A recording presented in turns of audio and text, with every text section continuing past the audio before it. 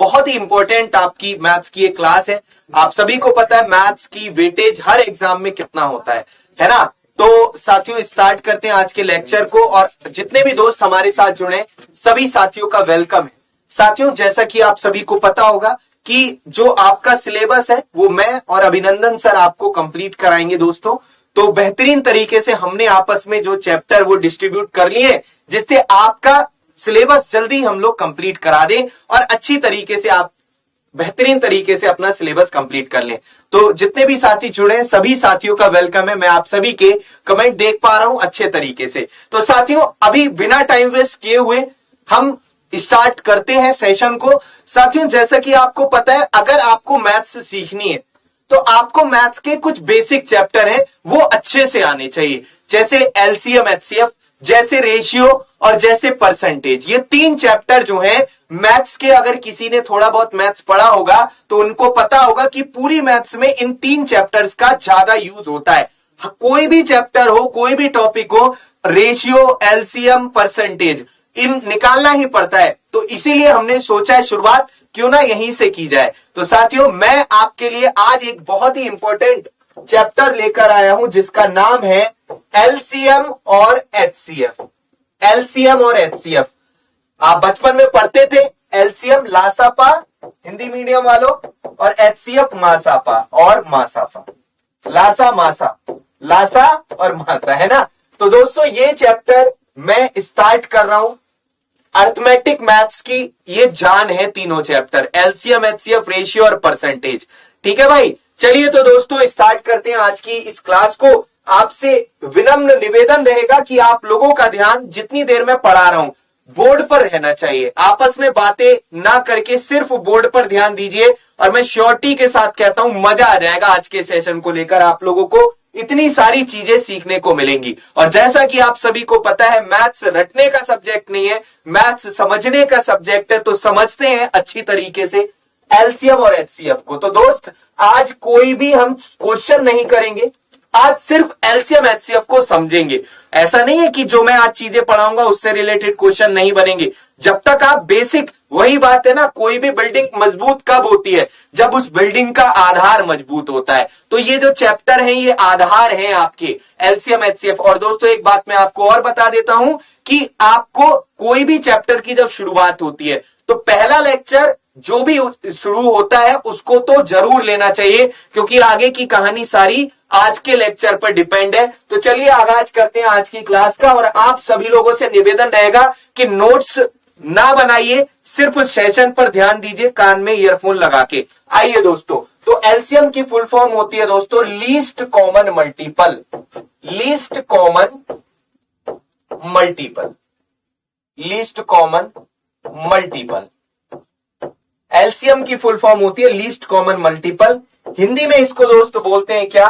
लासा, है ना, लासापा। हिंदी मीडियम वालों लघुत्तम समापवर्त्य, लघुत्तम समापवर्त्य, लघुत्तम समापवर्त्य हिंदी में बोलते हैं लघुत्तम समापवर्त्य। और एचसीएफ की फुल फॉर्म क्या होती है? Highest common factor, highest common factor. ध्यान से मेरी बातों को सभी साथी समझेंगे बहुत ही बेहतरीन तरीके से। इसको जीसीडी भी बोलते हैं दोस्तों, जीसीडी, ग्रेटेस्ट कॉमन डिवाइजर। इसको जीसीडी भी बोलते हैं, ग्रेटेस्ट कॉमन डिवाइजर। मेरी बातों को समझिएगा सभी साथी। Greatest common divisor, highest common factor या ग्रेटेस्ट कॉमन फैक्टर एक ही बात होती है।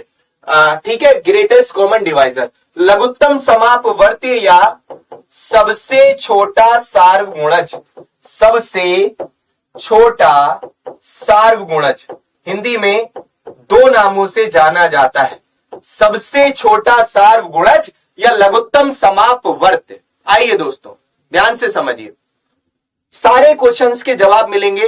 होशियार सारे जितने भी हमारे साथ जुड़े हैं थोड़ी देर सबर करके मेरी बातों को ध्यान दीजिए, है ना। आप थोड़ी देर मेरी बातों पर थोड़ा सा फोकस कीजिए और सारे क्वेश्चंस के जवाब आपको अपने आप मिल जाएंगे, है ना।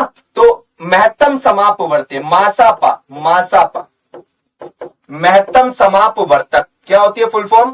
महत्तम समापवर्तक, महत्तम समापवर्तक दोस्त, या सबसे बड़ा सार्वगुणनखंड, सबसे बड़ा सार्वगुणनखंड, सार्वगुणनखंड। समझते हैं जरा दोनों ही चीजों को। अभी तक हमने फुल फॉर्म पढ़ी है, अब हम आगे चीजों को समझते हैं। जैसे दोस्त मैं आपसे कहूं, कई लोगों को तो इसकी फुल फॉर्म ही गलत पता होती है। आप में से कई लोग एलसीएम की फुल फॉर्म, लासापा की फुल फॉर्म बताते हैं लघुत्तम समापवर्तक, और मासापा की फुल फॉर्म बताते हैं महत्तम समापवर्तक। हो गया सत्यानाश यहीं पे। तुम लोग लघुत्तम समापवर्तक, महत्तम समापवर्तक, जबकि डिफरेंस ही दोस्त इसी चीज का है, अपवर्त्य और अपवर्तक का ही डिफरेंस है, मल्टीपल और फैक्टर का ही डिफरेंस है। डिफरेंस इसी चीज का, अपवर्त्य और अपवर्तक का। तो दोस्तों अगर मैं आपसे पूछूं कि मुझे बताओ 15 के अपवर्तक क्या होंगे, 15 के अपवर्तक, अपवर्त्य क्या होंगे? पहले अपवर्त्य बताइए, गुणज बताइए। अपवर्त्य या गुणज एक ही बात होते हैं दोस्त। इंग्लिश में बोले तो मल्टीपल। तो मैं आपको बाइलिंगुअल ही बताऊंगा चीजें, कोई भी अगर हिंदी मीडियम हो इंग्लिश मीडियम हो कोई भी दिक्कत आपको नहीं आएगी, है ना। आइए दोस्तों, तो मैं आपसे कहूं कि 15 के गुणज बताइए, तो आप बताइए 15 के गुणज क्या होंगे। सभी साथी 15 के गुणज बताइए, 15 के गुणज क्या होंगे। और आपस में बहुत निवेदन है, आपस में बिल्कुल बात ना करके यहां पर ध्यान दीजिए। इतना बता रहा हूं, 1 घंटे के बाद तुमसे मैं बात करूंगा, अभी मैं बीच में तुम्हारी बातों को नहीं सुनूंगा, है ना। बस ये देखूंगा कोई डाउट तो नहीं है किसी का। तो बीच में डाउट्स पूछिए, आपके मतलब बातें करने के चक्कर में लोगों के डाउट्स रह जाते हैं, तो बीच में डाउट्स पूछना है बस। तो 15 के गुणज क्या होंगे दोस्तों? तो गुणज 15 के क्या होंगे? देखिए काफी लोग गलत आंसर दे दिए। भाई साहब तुम जो बता रहे हो वो 15 के, देखो यही तो है, यही तो चीजें सीखनी है। आप 15 के अपवर्तक बताने लगे, 15 के अपवर्तक बताने लगे, 15 के गुणनखंड बताने लगे, एक ही बात है। 15 के फैक्टर बताने लगे, गुणनखंड, है ना। 15 के अपवर्तक, फैक्टर, गुणनखंड, डिवाइजर, एक ही बात है दोस्तों। विभाजक ये बता रहे हो तुम, एक ही बात है सर। तो दोस्तों अगर मैं 15 के अपवर्तक कहूंगा तो 1, 3, 5, 15 अपवर्तक, यानी कौन कौन सी संख्याएं 15 को काटेंगी, कौन कौन सी संख्याएं 15 को विभाजित करेंगी, वो 15 के क्या होंगे दोस्त? अपवर्तक होंगे। अगर मैं आपसे कहूं 15 के मल्टीपल क्या होंगे, तो 15 एकम 15, 15 के मल्टीपल, 15 का पहाड़ा लिखना चालू कर दो दोस्त। 15 चौका 60, 15 पंजे 75, ये 15 के क्या है? मल्टीपल है। 15 का पहला, 15 का दूसरा, 15 का तीसरा, ये 15 के दोस्त मल्टीपल है। और एक बात और मैं आपसे पूछना चाहूंगा, आप अगर बताना चाहें किसी भी संख्या के कितने मल्टीपल होते हैं, कमेंट कीजिए। किसी भी संख्या के कितने मल्टीपल होते हैं, कमेंट कीजिए सभी साथी। बहुत ही बढ़िया, बिल्कुल सभी लोग सही है बता रहे हैं। अब आपको डिफरेंस पता चल गया अपवर्तक और अपवर्त्य में। सभी साथियों का वेलकम है, जितने भी दोस्त जुड़ना है। तो साथियों अगर मैं कहूं कि किसी भी संख्या के कितने मल्टीपल होते हैं, तो आपका आंसर आएगा इनफाइनाइट। किसी भी संख्या के अनंत गुणज होते हैं। नोट डाल के अपनी ये छोटी छोटी चीजें ना अपनी कॉपी में नोट डाल के लिख लिया करो। किसी भी संख्या के अनंत गुणज होते हैं, ये मुझे लिखवाने की जरूरत नहीं है। नोट डाल के किसी भी संख्या के अनंत गुणज होते हैं, ये अपने आप अपनी कॉपी में नोट करके लिख लिया करो। अनंत इनफाइनाइट मल्टीपल्स होते हैं, अपनी कॉपी में अपने आप नोट करके लिख लिया करो। ये बातें जो मैं बातें नोट डाल के बोलूंगा साइड में लिख लेना है। इन्फिनिटी बहुत ही बढ़िया। अनंत, अब ऐसा नहीं है कभी तुम सोचो 15 सर ने बताया गुणज होता है पहाड़ा, तो 15 का पहाड़ा तो 10 तक ही होता है। जो पहाड़ा होता है ना टेबल जिसे कहते हैं किसी भी संख्या का, वो उस संख्या के स्टार्टिंग के 10 गुणज होते हैं। जैसे 15 का ही पहाड़ा कहें, 15 एकम 15, 15 15 45, 15 ढाई 150। तो ऐसा नहीं है 15 की 11 से गुणा करेंगे तो नहीं आएगा कुछ 165, 15 की 12 से गुणा करेंगे 180, है ना। ऐसा नहीं है, आगे भी चलता रहेगा। तो किसी भी संख्या के अनंत गुणज होते हैं, लेकिन किसी भी संख्या का जो पहाड़ा होता है वो उस संख्या के स्टार्टिंग के 10 गुणज होते हैं। अच्छा, गुणज होता क्या है? ऐसी संख्याएं जो दी गई संख्या से पूर्णतः विभाजित हैं, ऐसी संख्याएं जो दी गई संख्या से पूर्णता विभाजित हैं। मतलब 15, 30, 45, 60, 75, 90 ये सारी संख्याएं 15 के अपवर्त इसलिए है क्योंकि ये 15 से विभाजित है। अपवर्तक क्या होता है? ऐसी संख्याएं जो उस संख्या को विभाजित करेंगी, जो उस संख्या को काटेंगी। ये दोनों में अंतर है। किसमें? फैक्टर और मल्टीपल में। मल्टीपल जो उस संख्या से कटे, फैक्टर जो उस संख्या को काटे। समझ में आ गया? पीडीएफ आपको यहीं मिल जाएगी साइड में, क्लास के एंड होने के बाद में यहीं मिल जाएगी। आइए दोस्तों आगे बढ़ते हैं। अब मैं आपसे कहूं कि मुझे बताओ कि 20 के मल्टीपल क्या होंगे, 20 के फैक्टर गुणज क्या होंगे? तो आप कहोगे 20 से कम 20, 20 दूनी 40, 20 तिया 60, 20 चौक 80, 20 पंजे 100, ये आपके 20 के, ये आपके 20 के। अब मैं आपसे कहूं 15 और 20 के सार्वगुणज बताइए। मैं कहूं 15 और 20 के सार्वगुणज बताइए, या मैं आपसे कहूं 15 और 20 के समापवर्त्य बताइए। समापवर्त्य। मैं आपसे कहूं कि 15 और 20 के कॉमन मल्टीपल बताइए। Common multiple. तो आपका आंसर क्या होगा दोस्त? कॉमन मल्टीपल क्या होंगे? 15 और 20 के कॉमन मल्टीपल क्या होंगे? तो आप देखिए कॉमन क्या क्या पढ़ रहे हैं। तो पहला कॉमन पढ़ रहा है 60। दोस्तों आगे कॉमन कौन सा पड़ेगा? 15 में यहां पे 120 आएगा और 20 का भी मल्टीपल 120 आएगा। तो अगला कॉमन मल्टीपल पड़ेगा 120, अगला कॉमन मल्टीपल पड़ेगा 180। सर आपको कैसे पता चल रहा है? तो दोस्तों आपको एक बात ध्यान रखनी है, पहला कॉमन मल्टीपल जो भी होगा, आगे के जितने भी कॉमन मल्टीपल पड़ेंगे उन सब में 60-60 का गैप होगा। दोबारा से सुनो, पहला कॉमन मल्टीपल देख लो 60, आगे के जितने भी कॉमन मल्टीपल पड़ेंगे उन सब में 60-60 का गैप होगा। तो आगे वाले कॉमन छांटने की जरूरत नहीं होती, पहला कॉमन लिख दो, फिर 60 के 60-60 का अंतर लिखते रहो, 60-60 के अंतर में लिखते रहो। समझ में आ रहा है? तो आगे के जितने भी कॉमन मल्टीपल होंगे वो 60 के गुणज होंगे। 60 एकम 60, 60 दूनी 120, 60 तिया 180। समझ में आ गया सभी के? अब इन सब में जो सबसे छोटा है, सबसे छोटा है लीस्ट कॉमन मल्टीपल, वही एलसीएम कहलाता है दोस्त। सबसे छोटा कॉमन मल्टीपल का एलसीएम, लीस्ट कॉमन मल्टीपल क्या कहलाएगा? सबसे छोटा कॉमन मल्टीपल ही एलसीएम कहलाता है। सबसे छोटा सार्वगुणज, हिंदी में बोले तो सबसे छोटा सार्वगुणज क्या कहलाएगा? सबसे छोटा सार्वगुणज या लघुत्तम समापवर्त्य। लघुत्तम समापवर्त्य क्या कहलाएगा? 60। 60 एक ऐसी संख्या है जो 15 और 20 दोनों से विभाजित होगी। सर ऐसी अनंत संख्याएं हो सकती हैं जो 15 और 20 दोनों से कटेंगी, लेकिन 60 उनमें सबसे छोटी संख्या है। 60 क्या है? उन सारी संख्याओं में सबसे छोटी संख्या है जो 15 और 20 दोनों से विभाजित होंगी। तो एलसीएम का मतलब आपको अब समझ में आया होगा। अभी हमारा जो मेन उद्देश्य है वो रटाना नहीं है चीजों को, एलसीएम सबको निकालना आता है, होता क्या है वो भी आपको पता होनी चाहिए। तो दोस्तों नोट डाल के फिर से एक बात और लिखिएगा अपनी कॉपी में कि एलसीएम क्या होता है।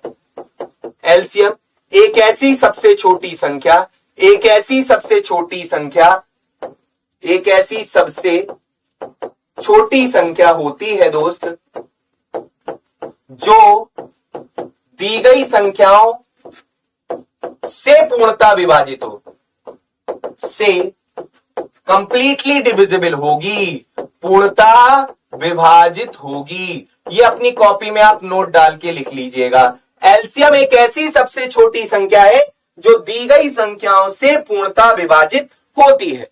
आगे बढ़ते हैं हम लोग नेक्स्ट टाइम। हाँ बिल्कुल, डेली आपकी यही क्लास चलेगी दोस्तों, डेली आपकी 3 बजे क्लास चलेगी। आते हैं हम इधर। हमने कहा 15 के फैक्टर क्या होंगे, आपने लिख दिए। मैं कहूं 20 के फैक्टर क्या होंगे, तो आप क्या लिखोगे? 20 के फैक्टर आप बोलोगे 20 कौन कौन सी संख्याओं से कटेगा? 1 से, 2 से, 4 से, 5 से, 10 से और 20 से। ये 20 के फैक्टर हो गए दोस्त। अब मैं आपसे कहूं कि 15 और 20 के सार्वगुणनखंड बताइए। सार्वगुणनखंड इंग्लिश में बोले तो कॉमन फैक्टर, सार्वगुणनखंड यानी कॉमन फैक्टर बताइए। तो आप कहेंगे इनमें कॉमन कौन कौन से हो रहे हैं दोस्त? एक तो पहला कॉमन तो 1 है, दूसरा कॉमन क्या है? 5 है। तो 15 और 20 के कॉमन फैक्टर हुए 1 और 5। ऐसी संख्याएं जो 15 और 20 दोनों को काटेंगी वो कौन कौन सी होंगी? 1 होगी और 5 होगी। अब दोस्तों मैं आपसे कहूं 15 और 20 का हाईएस्ट कॉमन फैक्टर, सबसे बड़ा सार गुणनखंड बताइए, सबसे बड़ा सार गुणनखंड। तो इनमें बड़ा कौन सा है? 5। तो ये आ गया आंसर। मतलब एचसीएफ क्या होता है? एक ऐसी सबसे बड़ी संख्या होती है दोस्त जो दी गई संख्याओं को काटती है, जो दी गई संख्याओं को काटती है। आई होप आपको अच्छे से समझ में आ गया होगा। तो एचसीएफ क्या होता है? एक ऐसी सबसे बड़ी संख्या, एक ऐसी सबसे बड़ी संख्या, सबसे बड़ी संख्या होती है, सबसे बड़ी संख्या जो दी गई संख्याओं को पूर्णतः विभाजित कर दे, दी गई संख्याओं को पूर्णतः विभाजित करे, पूर्णतः विभाजित कर दे, पूर्णतः विभाजित कर दे। दोस्तों समझ में आ गया आप सभी के? कोई किसी को दिक्कत तो नहीं है? अब हम लोग आगे बढ़ते हैं। अब कुछ क्वेश्चन मैं आपके लिए लेकर आया हूं। 2 के कितने मल्टीपल होंगे? सभी लोग आंसर दीजिए। 2 के कितने मल्टीपल होंगे? आंसर बताइए। 2 के कितने मल्टीपल होंगे? 2 के कितने मल्टीपल होंगे? राहुल बेटा मैंने क्या कहा? मैंने कहा अभी सब्र करो। कैसे निकालते हैं, कितने टाइप के होते हैं, कितने तरीके होते हैं, सब कुछ बताया जाएगा। थोड़ा तो सब्र कर लो, है ना? सब्र कर लो थोड़ा, पहले चीजों को समझ तो लो, सारी चीजें बताई जाएंगी, परेशान मत हो। सब्र करो थोड़ा, ठीक है? आइए जरा देखिए, जरा ध्यान से समझिए। तो किसी भी संख्या के अनंत मल्टीपल होते हैं। 2 के कितने मल्टीपल होंगे? अब देखो कर ली गलती, यहां पे कोई 2 कह रहा है, कोई कुछ कह रहा है। अभी घूसा देंगे तुम्हें हम, बातें कर लो तुम पहले। हमने अभी यहां पे लाइन लिखवाई थी, किसी भी संख्या के अनंत गुणज होते हैं, किसी भी संख्या के अनंत मल्टीपल होते हैं। जैसे 2 के मल्टीपल क्या होंगे? 2 एकम 2, 2 दूनी 4, 2 तीन 6, 2 चौक 8, 2 पंजे 10, 2 छिंग 12, 2 सत्ते 14। ये 2 के मल्टीपल ही तो है। तो किसी भी संख्या के अनंत मल्टीपल होते हैं। हाँ, 2 के फैक्टर पूछता तब तुम्हारा आंसर होता 1 और 2। तो 1 से कटेगा 2 और 2 से कटेगा, तो 2 फैक्टर होता। तुम्हें अभी अंतर ही समझ में नहीं आ रहा है? कैसी बातें करते हो? अगर कहता गुणनखंड कितने होंगे? चलो आगे बढ़ते हैं। दोस्तों एक क्वेश्चन आपके सामने आपकी स्क्रीन पर ये रहा, जल्दी से आइए, ध्यान से देखिए। कह रहा है 6 के पहले 18 अपवर्तियों का सम कितना होगा? Find the sum of first 18 multiples of 6। Find the sum of first 18 multiples of 6। देखिए जरा ध्यान से समझिए। तभी मैं कहता हूं कि जब तक मैं यहां पर पढ़ा रहा हूं, आप लोगों का ध्यान सिर्फ और सिर्फ यहां पर रहना चाहिए, बोर्ड पर। आपस में बतियाओगे कुछ नहीं रहेगा भाई साहब। तुम लोगों ने बैच खरीदा है, तुम लोगों ने यूट्यूब पर नहीं पढ़ रहे हो जो तुम हाय सोनम और हाय टोनी और हाय राहुल ये सब नहीं करना है। आपने पैसा दिया है दोस्त, और पैसा एक एक रुपए की कीमत समझो। आपके माँ बाप ने कैसे इतने रुपए कमाए जो आपको दिए इस बैच को लेने के लिए, तो इसकी कीमत समझो, तभी कुछ कर पाओगे जिंदगी में। यही करते रह जाओगे, हाय सोनम हाय टोनी और हाय राहुल, पता चला किसी और से शादी हो गई राहुल सोनी और टोनी की जॉब लगने के बाद में। तो ध्यान रखना इस बात को, यहीं पर ध्यान रखना है सिर्फ, ठीक है? चलो आ जाओ जरा, कितना आंसर होगा जल्दी से आंसर। 6 के प्रथम 18 गुणजों का योग क्या होगा? बहुत ही प्यारा प्रश्न है, ध्यान से समझिए, ध्यान से समझिए। पहली बात तो 6 के जो 18 गुणज होंगे, 6 का पहला गुणज, 6 का दूसरा गुणज, 6 का तीसरा गुणज, ये 6 के 18 गुणज। अगर मैं लिखूं यहां पर 6 का 18वां गुणज 108, 18 छिक्का 108। दोस्तों एक बात मैं आपको और कहूंगा, और मैं अपनी हर क्लास में ये बात पहले दिन ही बोलता हूं कि कम से कम आपको 1 से लेकर के 20 तक पहाड़े काट काट के याद होने चाहिए। दोस्त 30 तक करते हैं लोग, मैं तो 20 तक ही कह रहा हूं, पहाड़े काट काट के बीच में से। आप कहते हो ना सर कैलकुलेशन कैसे अच्छी होगी मैथ्स में, कोई शॉर्ट ट्रिक्स बताइए, ये बताइए वो बताइए। तो पहले तो मेन बात ये आपको चीजें ध्यान रखनी है, ध्यान रखनी है, ध्यान रखो। अगर चाहते हो कि मैथ्स ऐसी हो जाए कि पानी की तरह, मतलब आंसर ऐसे आए तो पहाड़े आपको काट काट के याद करने हैं। 20 तक कर लो या फिर कम से कम 25 तक तो कर ही लो काट काट के। 15 सत्ते एकदम होना चाहिए मन में 105, 18 अट्ठे 144, 19 निम्मा 171, 17 सत्ते 119, ऐसे 13 अट्ठे 104। पहाड़े ऐसे काट काट के याद होने चाहिए दोस्त। तो पहाड़े जो है काट काट कर याद करो, एक दिन में नहीं होगा ये। कभी 6 का 18वां गुणज क्या होता है, कभी तुम 18 एकम 18, 18 दूनी 26, 18 तिया 18 दूनी 36, 18 तिया 54, 18 चौक 72, ऐसी करते रह जाओ तो डायरेक्ट 18 छिक्का 108। ये आपको फायदा मिलेगा अगर आपको पहाड़े आते हैं दोस्त। तो पहाड़े और कम से कम 1 से लेकर के 35 तक वर्ग, कम से कम स्क्वायर याद करो 1 से 35 तक। इससे बहुत फायदा तुम्हें मिलेगा। 35 तक अगर तुम्हें स्क्वायर याद है, अगर मैं आपसे पूछूं स्क्वायर क्या होता है, जैसे 21 का स्क्वायर 441, 29 का स्क्वायर 841, 30 का स्क्वायर 900, 31 का स्क्वायर 961, 32 का स्क्वायर 1024। दोस्तों स्क्वायर का क्या फायदा है याद करने का, जैसे मैं अगर आपसे कहूं दोस्त कि 3 अंकों की सबसे बड़ी पूर्ण वर्ग संख्या क्या होती है, 3 अंकों की सबसे बड़ी पूर्ण वर्ग संख्या होती है 961। एक क्वेश्चन बन गया, याद हो गया। 4 अंकों की सबसे छोटी पूर्ण वर्ग संख्या क्या होती है, 1024। पूर्ण वर्ग मतलब परफेक्ट स्क्वायर नंबर। 3 अंकों का सबसे बड़ा परफेक्ट स्क्वायर, 4 अंकों का सबसे छोटा परफेक्ट स्क्वायर नंबर। तो अगर आपको ये चीजें आती हैं, स्क्वायर ही आते हैं, तो ये वाले क्वेश्चन भी अपने आप हो जाते हैं सही आपके। स्क्वायर याद करो। अगर मैं आपसे कहूं 1 से लेकर 21 तक कम से कम घन याद करो दोस्त, क्यूब जिसे कहते हो, बहुत ही काम की चीज है। स्पीड अगर मैथ्स में बढ़ाना चाहते हो तो आपको तुरंत पता होना चाहिए 21 का घन क्या होता है 9261, 12 का घन क्या होता है 1728, 13 का घन क्या होता है, एकदम चीजें तुम्हें याद होनी चाहिए। हाँ, काफी लोगों को याद है, जिनको याद नहीं है उनके लिए मैं ये बातें बता रहा हूं, जिनको याद नहीं है उनके लिए बता रहा हूं। तो इन चीजों पर काम करना है ध्यान से। मैं ये नहीं कह रहा एक ही दिन में याद कर लो, एक दिन में तो तुम काफी सारे तो ऐसे होगे जो आज को पढ़ा कल मतलब शाम को ही भूल जाओगे कि सर ने क्या कहा था। लेकिन मैं आपको बता रहा हूं दोस्त, अगर आपको ये चीजें नहीं आती हैं तो आगे पढ़ने का कोई फायदा नहीं है। इन चीजों पर काम करना चालू कर दो, अपने आप चीजें इंप्रूव हो जाएंगी। मैं धीरे धीरे आपको ये सारी चीजें बताऊंगा कि मैथ्स कैसे फास्ट होगी, कैसे कैलकुलेशन फास्ट होगी।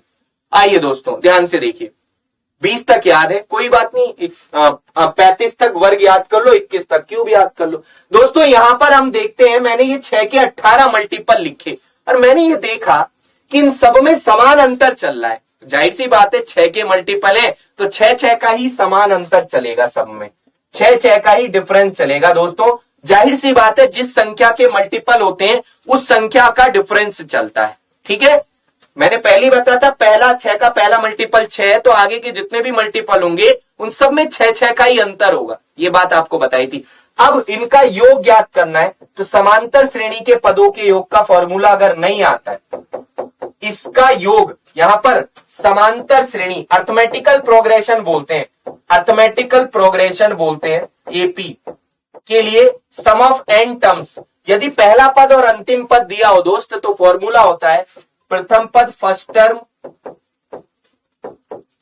प्लस अंतिम पद लास्ट टर्म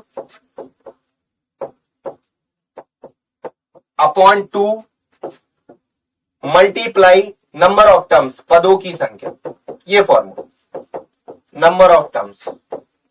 तो पहला पद दोस्तों क्या है 6, अंतिम पद 108 है इस सीरीज का, जिसके आपको पदों का योग निकालना है बटे 2 नंबर ऑफ टर्म्स। कितने गुणज है दोस्तों, ये कितने गुणज है 18 गुणज है, पहला दूसरा तीसरा ये कितने 18, तो 2 नेम 18 और ये कितना हो जाएगा 114 गुणा 9, 114 गुणा 9 1026 आए। 1026 इस प्रश्न का आंसर जितने भी लोगों ने दिया है दोस्त सभी ने सही बताया। मासा फिर से बता दीजिए, बिल्कुल अभी बता देते हैं, कहीं से परेशान होते हो वर्मा जी, बिल्कुल अभी बता देते हैं, टेंशन मत लो, अभी तो पूरा चैप्टर ही यही है। तो यहां पर n/2 2a plus n-1 into D से भी कर सकते हो, कोई दिक्कत की बात नहीं, लेकिन ये सरल रहेगा मनोज जी। पहला पद प्लस अंतिम पद बटे 2 गुणा पदों की संख्या, ये आसान रहेगा। अच्छा, मैं आपसे कुछ क्वेश्चन अब पूछ रहा हूं, जैसे मैं कहूं 10 कुछ भी 9 के प्रथम पहले 12 मल्टीपल्स का सम बताइए। कौन बताएगा सबसे पहले? 9 के प्रथम 12 मल्टीपल्स का सम क्या होगा? 9 के पहले 12 मल्टीपल्स का सम कितना होगा बताइए दोस्तों, जल्दी से आंसर बताइए सभी साथ। अरे 1026 किसका लिख रहे हो यादव जी? 1024 होता है 32 का वर्ग, बताइए। अच्छा, इसका आंसर लिख रहे हो 9 के प्रथम 12 मल्टीपल्स का योग। ओके, चलिए देखते हैं यहां पर। नो भाई, 9 के मल्टीपल, 9 एकम 9, 9 दूनी 18, 9 तीन 27 और 9 का 12वां गुणज 12 निम्मा 108। ये 9 का पहला, ये 9 का दूसरा और ये 9 का 12। दोस्तों, योग निकालने के लिए पहला पद प्लस अंतिम पद बटे 2 गुणा कितने पद? पहला पद प्लस अंतिम पद बटे 2 और कितने गुणज है? 12 गुणज। तो दोस्तों 2 छिंग 12, 117 गुणा 6, तो 6 सत्ते 42 और 6 सत्ते 42, 6 एकम 6 4 10 और 6 एकम 6 और 1 7, 702 आंसर। 1026 क्यों आ रहा था तुम लोग? अच्छा, पिछले क्वेश्चन का आंसर दे रहे थे। Okay okay okay, sorry Shaktimaan. तो आपको बच्चे क्या करना है, इतना लंबा करने की जरूरत नहीं है। आपको ध्यान रखना है, हमें फॉर्मूला लगाना होता है ऐसे क्वेश्चन में ये वाला। तो आपको डायरेक्ट क्या पता होना चाहिए? पहला गुणज पता होना चाहिए। 9 का क्या होगा? 9। अंतिम गुणज 12 निम्मा 108 बटे 2, कितने गुणज है? 12 गुणज। जैसे आपसे सीधे सीधे कह दे कि 17 के प्रथम 9 गुणजों का योग क्या होगा, तो आपको कुछ नहीं करना। अब आपको 17 का पहला गुणज पता होना चाहिए प्लस अंतिम संख्या 17 का 17 निम्मा 153, अंतिम गुणज पता होना चाहिए बटे 2 गुणा कितने गुणज हैं, ये खत्म आंसर। 17 का पहला गुणज पहली संख्या हो जाएगी, 17 का 9वां गुणज अंतिम संख्या हो जाएगी। तो ये कितना आ गया? 153 और 7 160 और 10 170 हो जाएगा। 170 बटे 2 गुणा 9, ये आ जाएगा 85 गुणा 9 पंजे 45, 8 निम 72 और 4 765 will be the absolutely correct answer of this question. 765। 17 के प्रथम 9 मल्टीपल्स का सम कितना होगा दोस्तों? इतना आंसर हो जाएगा। कोई दिक्कत किसी को नहीं आनी चाहिए। आ रही है तो मुझे बताइए कि सर ये चीज समझ में नहीं आई, इसको दोबारा बताइए। मैं 10 बार बताऊंगा लेकिन झूठ नहीं बोलना। तो दोस्तों अब हम आगे बढ़ते हैं। जैसे एक क्वेश्चन मैं आपको दे दूं, ये क्वेश्चन मैं आपको, ध्यान से देखिए। अब आप लोग पूछ रहे थे सर एलसीएम एचसीएफ निकालते कैसे? ध्यान से समझिए। काफी लोग, मनोज जी जैसे इतनी देर से कह रहे थे एचसीएफ दोबारा बता दीजिए, तो मैं आपको दोबारा बताऊं। ध्यान से देखिए। आइए दोस्तों, जैसे ये 3 संख्याएं हैं और इनका मुझे क्या निकालना है? इनका मुझे एलसीएम निकालना है। दोस्तों ध्यान से मेरी बातों को सभी साथी समझें। का क्या निकालना है? एलसीएम, लासापा निकालना है, एलसीएम निकालना है। तो समझिएगा जरा सभी साथी, एलसीएम निकालना है मुझे इन 3 संख्या। ध्यान से देखिएगा सभी साथी। दोस्तों बचपन का प्यार, बचपन का तरीका, जो आपका बेसिक मेथड होता है एलसीएम निकालने का, वो क्या होता है? वो होता है ये वाला। बचपन में आप कैसे निकालते थे? इस तरीके। देखो, एक तो तरीका मैंने यहां पर बता दिया तुम्हें, यहां पर बता दिया तुम्हें। एक तरीका तो यही हो गया, पहले 20 के मल्टीपल लिखो, फिर 40 के मल्टीपल लिखो, फिर 200 के मल्टीपल लिखो। पहला कॉमन मल्टीपल तीनों में देख लो, वही एलसीएम होगा। लेकिन वो लंबा तरीका हो गया, उससे नहीं करते हैं, है ना। वो तरीका तो बता ही दिया। दूसरा बेसिक मेथड आप जो ऐसे निकालते हो एलसीएम, इस तरीके से। आप क्या सोचते हो? एक ऐसी संख्या मिल जाए जो इन तीनों को काट दे। तो एक ऐसी संख्या जो इन तीनों को काट दे वो है 20। एकम 20, 20 दूनी 40, 20 ढाई 200। तो दोस्तों अब कोई एक ऐसी संख्या है जो इन तीनों को काटेगी? नहीं काटेगी। तो अगर एचसीएफ पूछता, एचसीएफ हाईएस्ट कॉमन फैक्टर पूछता, तो 20 आंसर हो जाता। 20 एक ऐसी बड़ी से बड़ी संख्या है जो इन तीनों संख्याओं को कट कर रही है। तो ये क्या हो गया, HCF हो गया। देखो यहां पर आप लोग आंसर जो दे रहे हो दोस्त, इसमें कुछ भी नहीं है क्वेश्चन में, आंसर सब लोग दे सकते हो, लेकिन मेरी बातों को समझिए, है ना। क्योंकि अभी जो है आप अभी आप क्या है, ये दिखाने नहीं आए कि मुझे कितना आता है, और ना ही यहां दिखाने से कुछ फायदा होगा, पेपर में दिखाना कि मुझे कितना आता है। अभी जो सर चीज पढ़ा रहे हैं उनमें से आप जो चीज आपको नहीं आती है वो चीज अपने अंदर लीजिए। समझदार इंसान वही है जो अपनी समझदारी वहां दिखाए जहां जरूरत है, जहां जरूरत ही नहीं है वहां समझदारी दिखाकर कोई फायदा नहीं है। तो अभी मेरी बातों को सुनिए कि बहुत अच्छी चीज मैं आपको बताने वाला हूं।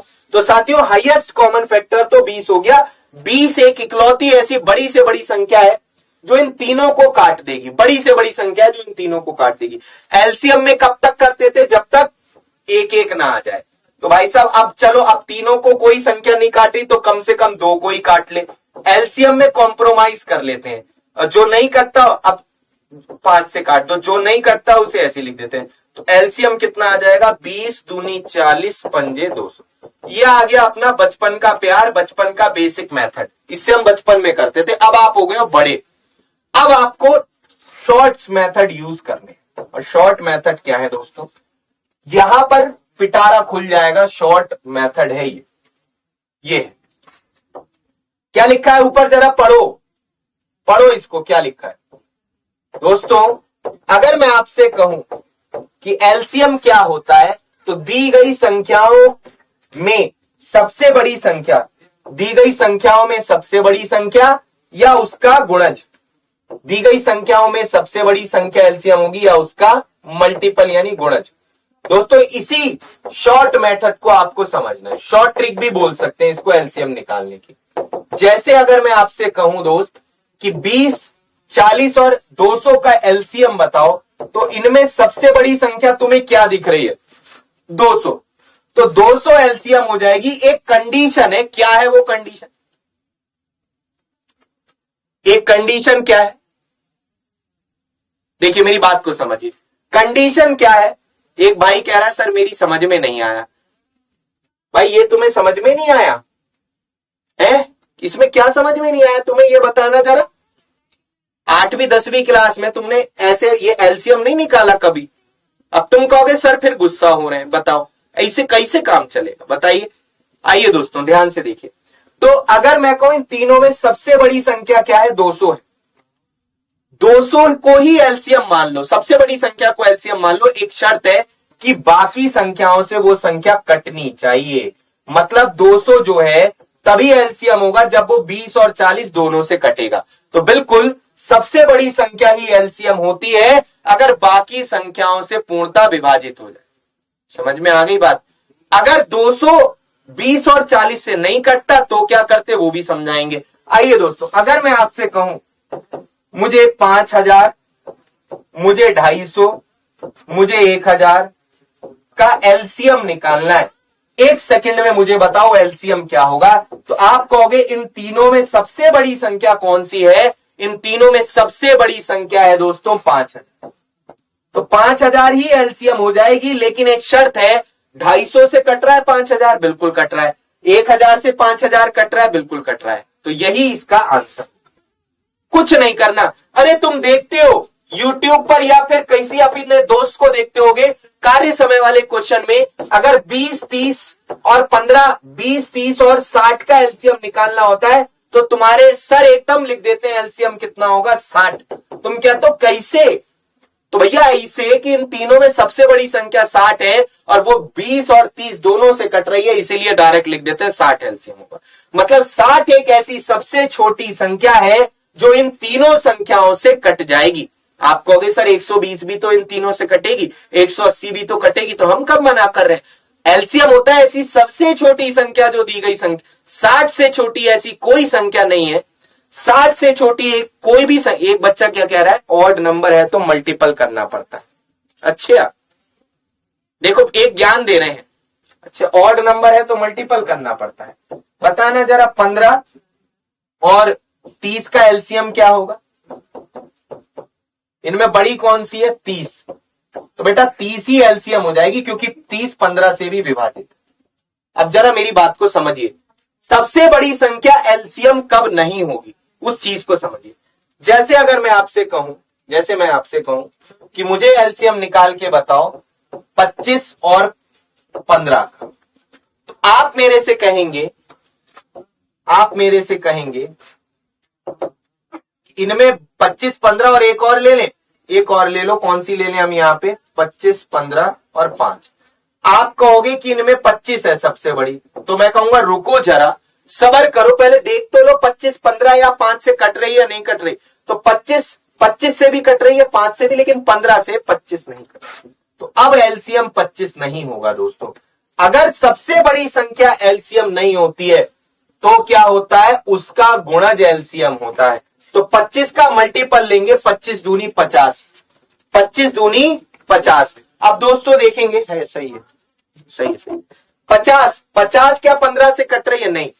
अब 25 का तीसरा मल्टीपल लो, 25 का अंतर लेते रहो, 25 या 75 25 से भी कट रहा है, 15 से भी कट रहा है और 5 से भी। तो अब एलसीएम कितना हो जाएगा, 75। अगर सबसे बड़ी संख्या एलसीएम नहीं होती है तो उसका मल्टीपल आंसर होता है। समझ में आ गया आप सभी के? कोई दिक्कत, कोई परेशानी किसी को? सभी को समझ में आ रहा है अच्छे से? अगर मैं आपसे कहूं 15 20 30 का एलसीएम बताइए, तो आप दोस्तों क्या बताएंगे? इन तीनों में सबसे बड़ी 30 है, 30 15 से तो कट रही है, 20 से नहीं कट रही, तो 30 नहीं होगा। 30 का दूसरा गुणज 60, 60 तीनों से कट गया, तो एलसीएम क्या हो गया, 60। ये दोस्तों आपको बातें ध्यान रखनी है, छोटी छोटी मगर मोटी बातें जो आपके पेपर में बहुत काम आएंगी। अब साथियों हम बात करते हैं एचसीएफ की। जैसे अगर मैं आपसे कहूं एक क्वेश्चन, ये बाद में करूंगा, पहले इधर ये है, इन तीनों का एचसीएफ निकालिए, तो मेरी बात को बहुत ही ध्यान से समझिए। आई होप अच्छे से आपको चीजें समझ में आ रही होंगी और मजा भी आ रहा होगा। तो दोस्तों एचसीएफ कैसे निकालते हैं? जैसे अगर मैं आपसे कहूं कि 15 और 20 का एचसीएफ, तो दोस्तों एचसीएफ क्या होता है? संख्याओं का अंतर ही एचसीएफ होता है, या अंतर का फैक्टर। एचसीएफ क्या होता है? संख्याओं का अंतर या अंतर का फैक्टर।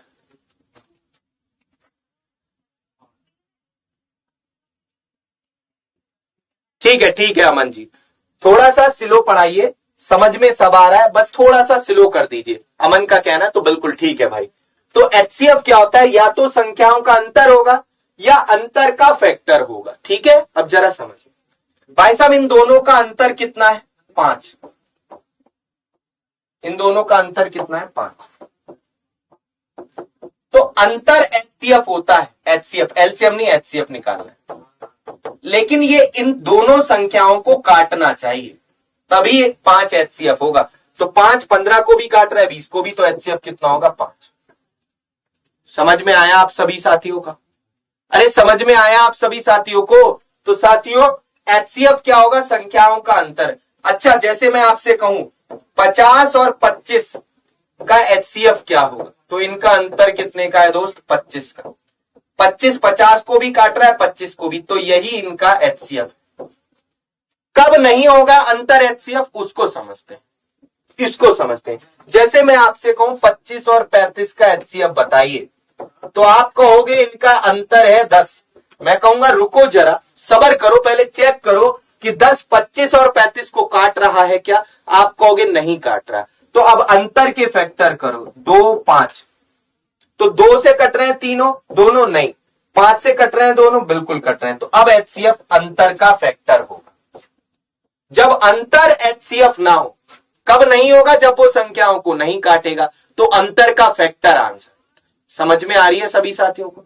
तो अंतर देखना है, और अंतर अगर संख्याओं को काट रहा है तो वही एचसीएफ है। अगर अंतर संख्याओं को नहीं काट रहा है तो अंतर का फैक्टर ले लो, 10 के फैक्टर 2 गुणा 5, 2 से नहीं कट रही, 5 से, क्योंकि एचसीएफ एक ऐसी संख्या होती है जो संख्याओं को काटे। तो हम इसमें ये चेक करने की संख्याओं को काटे। एलसीएम एक ऐसी संख्या होती है जो संख्याओं से कटे, तो इसलिए उसमें चेक करते हैं संख्याओं से काट के। समझ में आ रहा है आप सभी के? तो दोस्तों अब आते हैं इस प्रश्न। कुछ मेरे अजीज दोस्तों को बहुत जल्दी है, वो इस प्रश्न का आंसर दे रहे हैं, ध्यान से देखिए। 1 कब होगा? दोस्तों अगर ना तो 2 काटता ना 5 काटता 25 और 35 को। तो जब किसी का कोई नहीं होता तो सबका मालिक कौन होता है? एक होता है। तो जब कोई भी अंतर भी ना काट रहा हो संख्याओं को और ना ही अंतर के फैक्टर संख्याओं को काट रहे हो, तो तब एचसीएफ क्या होगा? एक हो।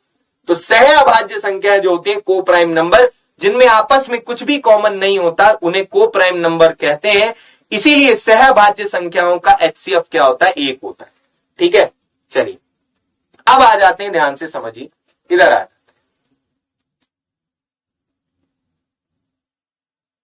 देखिए मेरी बात को समझिए। अंकित पूछ रहे हैं सर आप कब से पढ़ा रहे हैं? भाई मैं 2016 से पढ़ा रहा हूं, 2016 से मैं पढ़ा रहा हूं। अभी मैं एग्जामपुर में, मुझे 2 ही महीने हुए आए हुए, एग्जामपुर में मुझे अभी 2 ही महीने हुए, और मेरी जो रेगुलर क्लासेस चलती हैं वो हरियाणा एग्जाम्स बाय एग्जामपुर पर सुबह 9 बजे प्रैक्टिस सेशन होता है और शाम को 7 बजे बिहार एग्जाम्स बाय एग्जामपुर पर मैं चैप्टर वाइज पढ़ाता हूं यूट्यूब पर। लेकिन अभी एग्जामपुर में मुझे 2 महीने हुए, इससे पहले मैं किसी और इंस्टीट्यूट में ऑनलाइन पढ़ाता था और उससे पहले मैं ऑफलाइन पढ़ाता था आपका 2016 से। ठीक है, आइए साथियों ध्यान से देखिए। तो 168, अब 3 संख्याएं आ जाएं तो सर क्या करें? तो भाई जब 3 संख्याएं आ जाएंगी तो हमें ऐसी 2 संख्याएं चूज करनी पड़ेंगी जिनका अंतर सबसे कम होगा। आइए दोस्तों, सर आपकी एज क्या है? इधर बोतल देख रहे हो तुम, ये तुम्हारे सर पे पड़ेगी अभी। जितिन सागर सर को जानते होंगे तुम, आप रीजनिंग पढ़ाते हैं वो एग्जामपुर पे, मैं उनका बड़ा भाई। समझ में आ रही? चलिए आइए जरा, एज क्या है? शादी वादी करवानी क्या मेरी तुम्हें? इधर देखो जरा ध्यान से, पढ़ाई पर ध्यान दो भाई। देखिए तुम लोग ना बातों में मत लगाओ, यहां पर ध्यान दो। जब 3 संख्याएं आ जाएंगी तो क्या करेंगे? ऐसी 2 संख्याएं चूज करेंगे जिनका अंतर कम। तो इन दोनों का अंतर आप देखिए कितना है। अब ये ना आप अंतर मत निकाला करो, इतना तो दिमाग है तुम्हें, तुम ये 2 संख्या ऐसी चूज कर सकते हो जिनका अंतर कम होगा। तो भाई साहब ये 170 है, 190, लगभग 20 का अंतर है। अब ये 190 है, ये 190 है, ये 230 है, लगभग 40 का अंतर है। ये 170 है, ये 230 है, तो सबसे ज्यादा अंतर। हमें ऐसी 2 संख्याएं चूज करनी है जिनका अंतर सबसे कम हो। तो हमने ये दोनों संख्याएं चूज करी क्योंकि इनमें सबसे कम अंतर है 21 का। तो ऐसी ऐसी 2 संख्याएं चूज करो जिनका अंतर सबसे कम हो, जैसे आपका 21। ठीक है, इनका अंतर। अब साथियों 21 से अगर ये संख्या तीनों कट रही है, इन तीनों का एचसीएफ निकालना है। अब सर मुझे तो 21 का पहाड़ा ही नहीं आता, मुझे तो आता है 21 अट्ठे 168, 21 निम्मा 189, 21 एकम 21, 21 एकम 21। तो 21 एक ऐसी संख्या है जो इन तीनों संख्याओं को काट रहा है, तो यही एचसीएफ। सर हमें तो 21 का पहाड़ा ही नहीं आता, तो रो मत, रुक जाओ, इधर देखो। तो 21 के फैक्टर कर लो मन ही मन में। 21 के फैक्टर 3 7 21, ये तीनों संख्या 3 से भी कटती हैं, ये तीनों संख्या 7 से भी कटती हैं, तो एचसीएफ 21 ही होगा। समझ में आ रही? आ जाइए इधर, बातें करवा लो तुमसे, बस बात बतूनी हो बिल्कुल। अच्छा इसका तीसरा, ये तो हो गया शॉर्ट मेथड। बच्चे एक मेथड और होता है भाग विधि से एचसीएफ निकालना। भाग विधि से, भाग की लंबी विधि से एचसीएफ कैसे निकालते हैं, बहुत ही ध्यान से समझिएगा बच्चे। और ऐसा आपकी मैथ्स में करा दूंगा ना, ऐसी मैथ्स में करा दूंगा, मतलब पानी पानी कर दोगे तुम पेपर में। अच्छा, भाग विधि से एचसीएफ निकालने के लिए फिर वही बात, इससे निकालने के लिए संख्याओं को बढ़ते क्रम में लिख लिया करो, बढ़ते क्रम में लिख लिया करो, आरोही क्रम में लिख लिया करो। आरोही, आशिकी 2 मूवी देखी है, उसमें आरोही पहले बड़ी गरीब थी, फिर गाना गा गा के धीरे धीरे बड़ी हो गई अमीर। तो छोटे से बड़े क्रम में लिखना है, आरोही क्रम में। 2 संख्याओं को चूज करो स्टार्टिंग की 2 संख्या, 168 एकम 168, यहां पर बचा 21। अब 168 को, अब सुनना, भाग विधि से एचसीएफ कैसे, पुराने वाले जिससे भाजक से जो भाग दे रहे थे उसको दोबारा लिख लेते हैं यहां पर, 21 अट्ठे 168। तो भाई साहब अंतिम जो डिवाइजर होता है वही एचसीएफ होता है। तो इन दोनों संख्याओं का एचसीएफ तो 21 आ, इन दोनों संख्याओं का एचसीएफ आ गया 21। अब जो आया उसका और जो बची उनका, इसी तरीके से इन दोनों का निकाल लो। 21 एकम 21, 2 बचा 21 एकम 21। तो लास्ट वाला जो भाजक होता है वही आज एचसीएफ कहलाता है। तो दोस्तों एचसीएफ कितना आ जाएगा, 21 आ जाएगा। सही है। तो इसके ये भाग विधि से एचसीएफ निकालना भी आपको आना चाहिए। मैं आपसे क्वेश्चन पूछ रहा हूं, आप लोग मुझे आंसर बताइएगा। 923/949 को सरल करना है, सिंप्लीफाई करना है। मैं देखना चाहूंगा कितने बालक इस प्रश्न का आंसर दे पाएंगे। इसको क्या करना है दोस्त, सिंप्लीफाई करना है। आइए, कितने बालक इस प्रश्न का आंसर दे पाएंगे?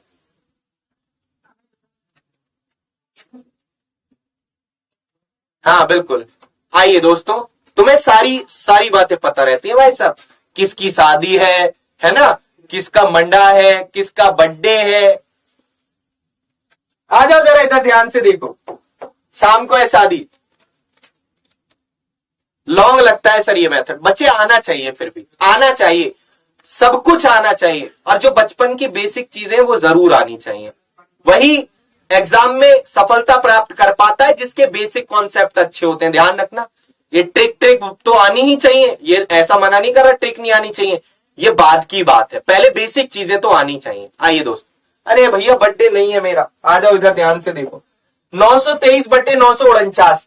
तो दोस्तों जैसे मैं आपसे कहता हूं कि 20/25 को सरल करो, तो हमें एक ऐसी संख्या से भाग देना होता है जो 20 को भी काटे और 25 को भी काटे। तो ऐसी कौन सी संख्या है? 5 है।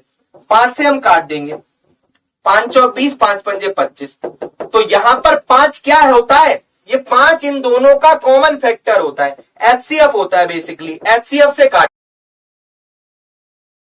तो यहां पर मुझे ये चेक करना पड़ेगा कि 923 और 949 को कौन सी संख्या काटेगी, है ना। 923 और 949 को कौन सी संख्या काटेगी? तो हमें, अगर आप ऐसे सोचोगे, एक 2 से नहीं कट रहे, तीनों 3 से नहीं, 4 से नहीं, 5 से नहीं, 6 से नहीं, 7 से नहीं, ऐसे तो बहुत टाइम लग जाएगा दोस्त। तो बेसिकली इन दोनों का क्या निकालना है? एचसीएफ पता चल जाए। अगर इन दोनों का मुझे एचसीएफ पता चल गया तो तुरंत मैं काट पीट मचा दूंगा। एचसीएफ होता है संख्याओं का अंतर, और अंतर आ रहा है 26। 26 का पहाड़ा हमको नहीं आता है, तो 26 के फैक्टर करेंगे, 13 दूनी 26। और ये दोनों 2 से तो नहीं कटेंगी, क्योंकि 2 के जितने भी मल्टीपल होंगे, 2 से कटने वाली जितनी भी संख्या होती है वो सम संख्या होती है दोनों विषय में, है ना। 2 तो नहीं। 13 सत्ते 91, 13 एकम 13, 13 सत्ते 91, 13 तिया 39। 13 या तो अंतर या अंतर का फैक्टर का एचसीएफ आ गया 13। तो दोस्त अगर ये क्वेश्चन होता इन दोनों का एचसीएफ बताओ तो 13 आंसर होता, और 13 से काट लो, 13 से काट लो। 13 सत्ते 91, 13 एकम 13, 13 सत्ते 91, 13 तिया 39, 71/73 आंसर। ठीक है दोस्त, तो ये आपको एचसीएफ यहां भी काम आ गया, यहां भी काम आ गया।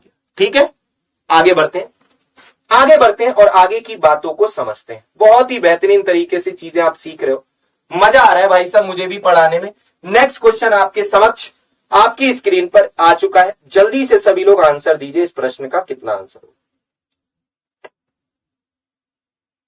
सभी साथी इस प्रश्न का आंसर दीजिए, कितना आंसर, जल्दी से सभी लोग इस प्रश्न का आंसर दीजिए, कितना आंसर हो जाएगा।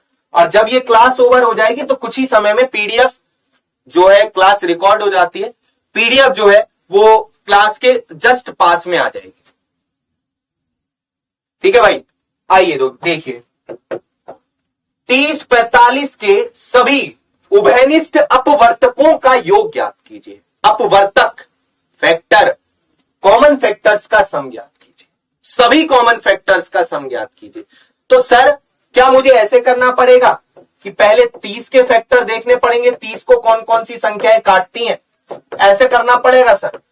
फिर मुझे क्या 45 के फैक्टर देखने पड़ेंगे, 45 को कौन कौन सी संख्याएं काटेंगी, कौन कौन सी काट 5 मिनट, ऐसे करना पड़ेगा सर। ऐसे तो बहुत टाइम लग जाएगा सर, ऐसे तो जमाने लग जाएंगे सर।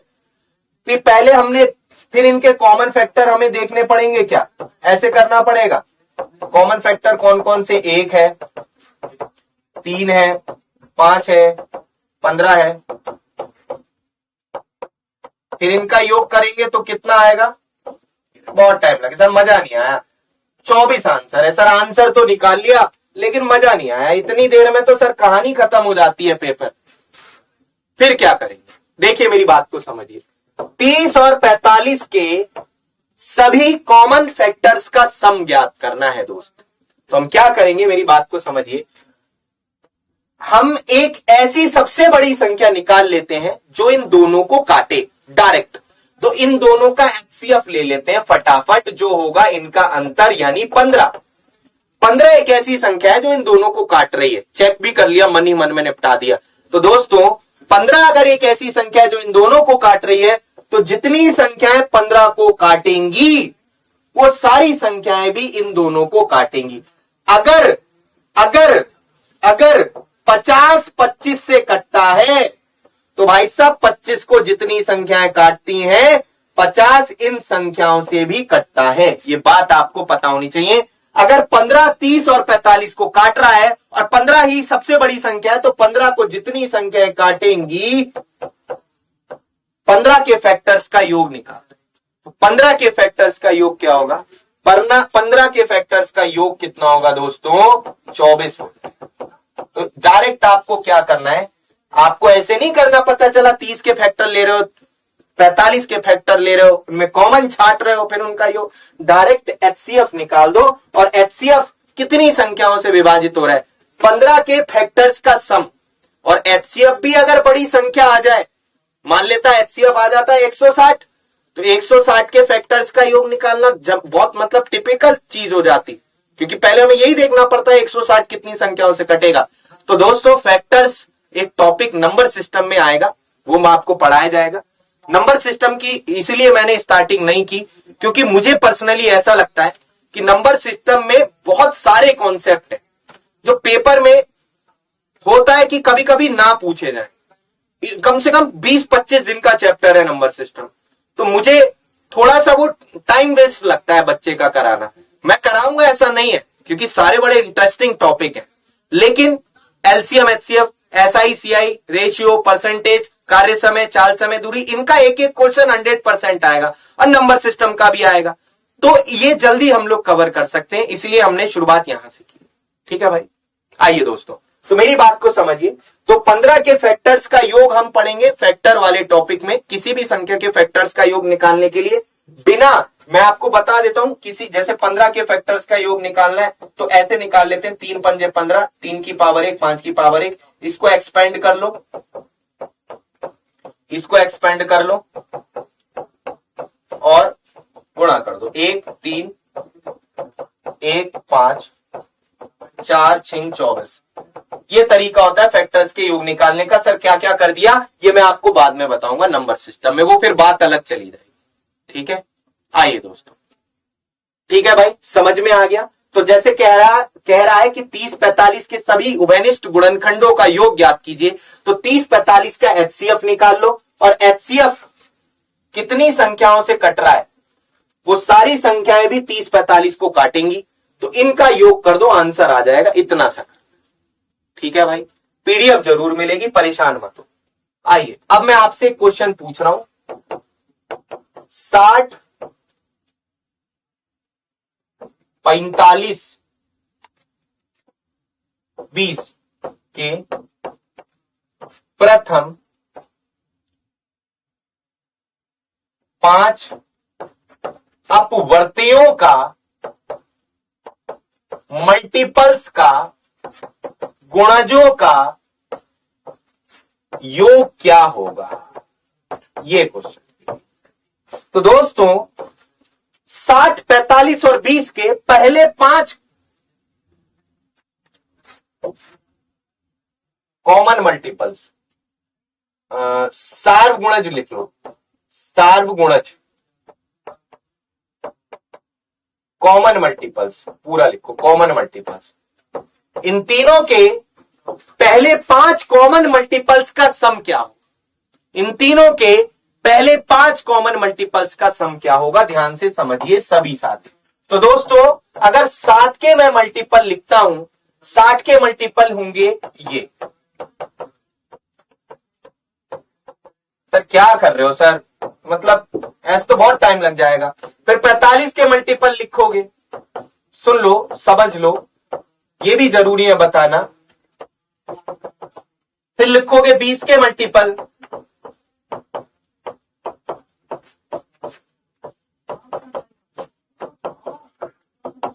अब इन तीनों में कॉमन छाटोगे दोस्त, कॉमन छाटोगे तो इन तीनों में कॉमन 20 का 180 भी आएगा यहां पे।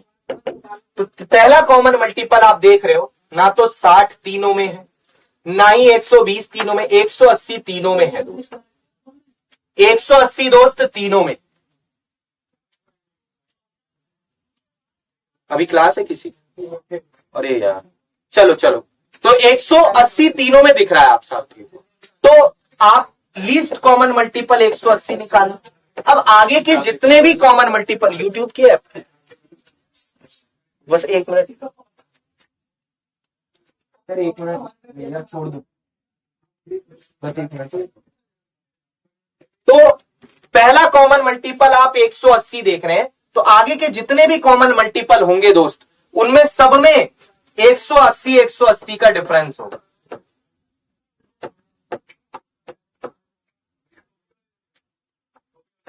तो बाकी के जो मल्टीपल होंगे वो ये होंगे दोस्तों। तो आपको इतना बड़ा करने की कोई जरूरत नहीं है।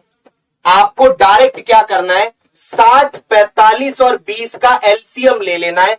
एलसीएम होता है दी गई संख्याओं में सबसे बड़ी संख्या। अगर ये बाकियों से नहीं कट रही है ना, बाकियों से नहीं कट रही है तो 60 नहीं होगा, 60 के मल्टीपल चेक करो, ये भी नहीं कटेगा, 180। तो पहला कॉमन मल्टीपल आ गया 180, पहला कॉमन मल्टीपल। तो बाकी के अगले जो होंगे उनमें सब में 180 का डिफरेंस होगा। इन सबको जोड़ लो, आंसर आ जाएगा। 8 6 14 और 6 20 हासिल लगा, 2 और 1 3 3 6 5 11 और 7 18 और 9 27, 2700 आंसर। तो दोस्तों आज इतना ही रखते हैं, सर वेट करें, सर की क्लास है, पीडीएफ आपको मिल जाएगी। आई होप सेशन अच्छा लगा होगा, कल कंटिन्यू करेंगे बढ़िया तरीके से। थैंक यू सो मच जुड़ने के लिए, बाय बाय, टेक केयर।